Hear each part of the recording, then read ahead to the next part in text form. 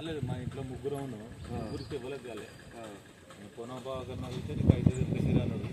అది వాడు ఎక్కి 2 సంవత్సరాలకు అవుతుంది. మాకు రైతు బాధ్యతతో వాడు 3 పసాలకి వేయలేదు. ముందు వేసిండు 3 పసాలకి వేయలేదు రైతు బాంధు. ముందు వేసిండు నాకు వాడు కానీ ఏం లేదు. చేసిన వాళ్ళు చేసిండు. ఇప్పుడు ఫస్ట్ ప్రభుత్వం అది ఏది మన టీఆర్ఎస్ ఉండగా వాడు 1,00,000 బాబు చేసిండు. వాళ్ళు మళ్ళీ 1,50,000 ఎత్తుకున్నారు.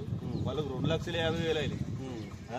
టీఆర్ఎస్ గవర్నమెంట్లో 1,00,000 మాపైంది. మళ్ళీ కూడా మళ్ళీ 1,00,000 వాళ్ళకు మళ్ళీ 1,00,000 మాపేస్తారు. 2,50,000 ఎత్తుకున్నారు వాళ్ళు. మళ్ళీ 1,50,000 మాపైనాయి. 1,50,000 మనకి 2,50,000 మాపోయినాయి. మాకు 1,00,000 లేదు.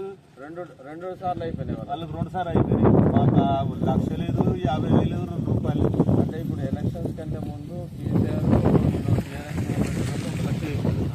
వాళ్ళు మళ్ళీ 1,50,000 ఎత్తుకున్న తర్వాత ఈ ఎలక్షన్ తర్వాత 1,50,000 మళ్ళీ మాపోయినాయి. అటు 1,50,000 2,50,000 మాపోయినాయి. వాళ్ళకి అయినోళ్ళకు. మనం ఫస్ట్ సంధి తీసుకున్న వాళ్ళకైతే ఇప్పుడు రూపాయి లేదు. నాది 3,70,000. మా ముగ్గురు పేరు మీద, మా ఇంట్లో ముగ్గురు.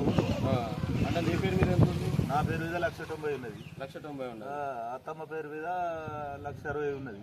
మామూలు పేరు మీద 40,000 ఉంది. నా ఇవ్వలకు కాలే.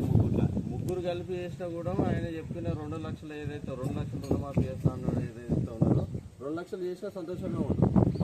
అందరు కలిపి చేయాలి. కుటుంబంలో ఒక్కని చేయని వాడిని అడుగుడే అన్య సుఖం మేము అందరికి చేయాలని కోరలేము కదా. మరి ఇప్పుడు 1,90,000 ఉన్నప్పుడు కుటుంబంలో ఇద్దరు విడిచిపెట్టి మీకు ఒక్కరికైనా చేయాలి కదా. 2 లక్షల లోపే ఉన్నది కదా. 2,90,000 ఉన్నది నాకు. అయితే ఈ మధ్య కాలంలో కాంగ్రెస్ నాయకులు ఏమంటున్నారంటే రోజు అక్కడ రైతులు గఫాన్ కొడుతున్నారు. నిజమా కాదా అనేది అబద్ధం. అది లంగమాటలు. 4,000 పెన్షన్ ఇస్తానన్నారు. అది లేదు. తులం బంగారం ఇస్తున్నారు. ఇది లేదు. బస్సు పెట్టిండు అప్పుడు. అది మొగలు తిప్పులు పెట్టని పెట్టారు కాంగ్రెస్ గవర్నమెంట్. కానీ ఏం లేదు. ఆఖరు 15 హామీలు ఇచ్చాడు. 15 ఇంట్లో 3 సిబ్బందిలు ఒక బస్సు పెట్టిండు. అంటే మరి ఏది కరెక్ట్ లేదు. ఏ విషయం కరెక్ట్ లేదు. నా ఇంట్లో 8 ఎట్లు ఉన్నాయి. 8 ఎట్లు చుట్టూ కాంగ్రెస్ కేసిరెడ్డి. కాంగ్రెస్ వేసినా కూడా ఇప్పుడు మనం రుణమాఫీ కాలే. ఒకసారి ఉండాలి అని అట్టుగా చెప్తే ఇక ఇది లేదు, అది లేదు, ఏది లేదు. ఇక వాడు ఎన్ని రోజులు ఉంటాడు, వాడు కొద్ది రోజులు ఉంటాడు. కానీ గిట్ట చేసినాక వాడేడు ఉంటాడు. అదే ఇక్కడున్న స్థానిక కాంగ్రెస్ నాయకులు ఏమంటున్నారంటే రుణమాఫీ చేసినా కూడా కొద్దిగా వీళ్ళు రైతులు కావాలని చెప్పేసి చెప్తున్నారని చెప్పేసి. కావాల్సి చెక్ చేస్తే కనబడదా. ఇప్పుడు రుణమాఫీ అయితే నాది బ్యాంకులు ఉన్నది. కావాలి. ఇప్పుడు నేను మాట్లాడు పెద్ద అది కాదు. చెక్ చేసుకున్నా కానీ అంతే ఉండాలి. బ్యాంకు పోయి చెక్ చేసినా కానీ నేను ఇచ్చినా కానీ ఇవ్వలేదా అని దాగది కదా అది. అంతే అటు చెప్పి పొద్దుగాల వచ్చి నువ్వు ఇట్లా మాట్లాడినావు, నీకు అయినా కానీ నువ్వు ఇట్లా ఎందుకు మాట్లాడినావు అంటే చెక్ చేసుకొని మేము మాట్లాడని. వాడు మాట్లాడాడు అట్లా. కానీ సాటుకుంటే ఏదో గప్పాలు కొడితే నడవదు అది. అయ్యా పొన్నం ప్రభాకర్ గారు, చూస్తున్నారు కదా నిజమైన రైతులు వచ్చేసి ఏ విధంగా ఇబ్బందులు పడుతున్నారో.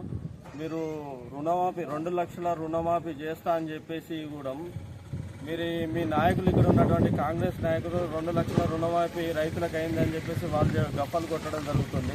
కానీ రైతులను నేరుగా రైతులే చెప్తున్నారు, మాకు 2 లక్షల రుణమాఫీ కాలేదు, నాకు 1,90,000 ఉన్నది, మా భార్య పేరు మీద ఇంత ఉన్నది, మా కొడుకు పేరు మీద ఇంత ఉన్నది, ఆయన ఇస్తా అన్న 2 లక్షలు రుణమాఫీ మొత్తం చేయమని చెప్పేసి మేము అంటలేం కదా. 2 లక్షల రుణమాఫీ చేయాలని చెప్పేసి రైతులు కోరుకున్నా కూడా వీళ్ళకు రుణమాఫీ కాకపోగా మీ కాంగ్రెస్ నాయకులు వచ్చేసి 2 లక్షల రుణమాఫీ అయిందని చెప్పేసి ప్రజలను మభ్యపెట్టే కార్యక్రమం చేస్తున్నారు. దయచేసి ఇప్పటికైనా ఈ స్థానిక ఎలక్షన్స్ కన్నా ముందు వీళ్ళకు 2 లక్షల రుణమాఫీ రైతులకు కావాలి. లేకపోతే ఈ రానున్న స్థానిక ఎలక్షన్లో ఈ రైతులు మీకు చరమగీతం పాడతారని చెప్పేసి ఈ సందర్భంగా తెలియజేయడం జరుగుతుంది.